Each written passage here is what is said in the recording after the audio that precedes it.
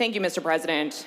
On April 16th, 2007, I was sitting in a theology class at the University of Notre Dame.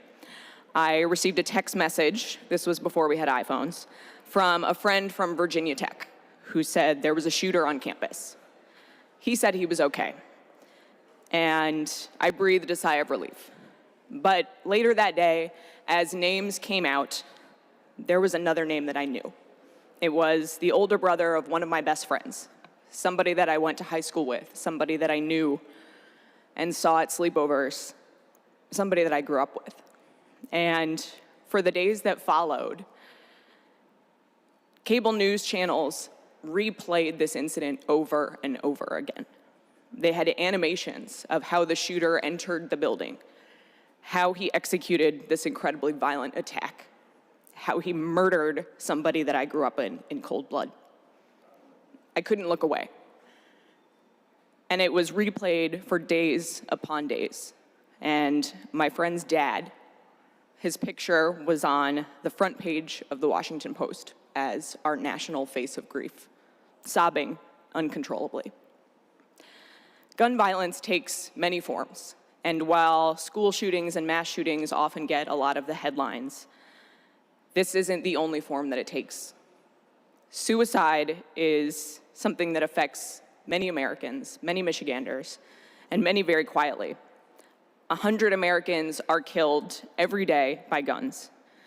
And when we talk about suicide, those who attempt suicide by firearm have a 90% chance of succeeding, of killing themselves, versus attempting suicide via any other method where there's only a 10% success rate, which means there's a 90% chance that you get another chance. Right now, white males account for 70% of suicides and kill themselves at twice the national rate.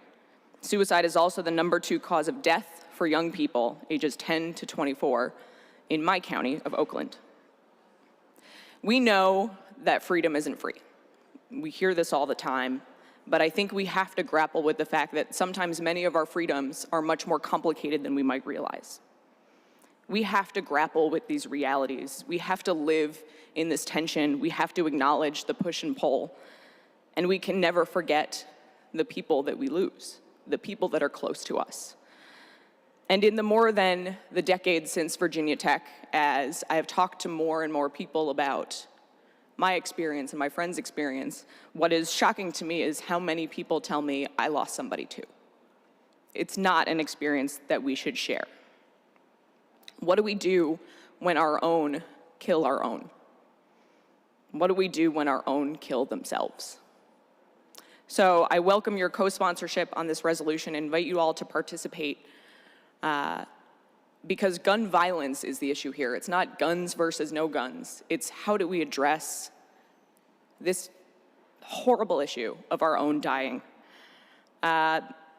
This day was actually started by a group of 15-year-old girls in the wake of losing one of their own.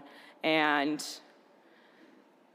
in the wake of her death, a 15-year-old girl was wearing orange. So that is why we wear orange in honor of this day. It's also widely known as a safety color in hunting.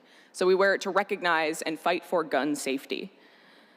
So I invite you to join me. I invite you to put aside some of the partisan thoughts on this issue and let's talk to each other about how we solve gun violence.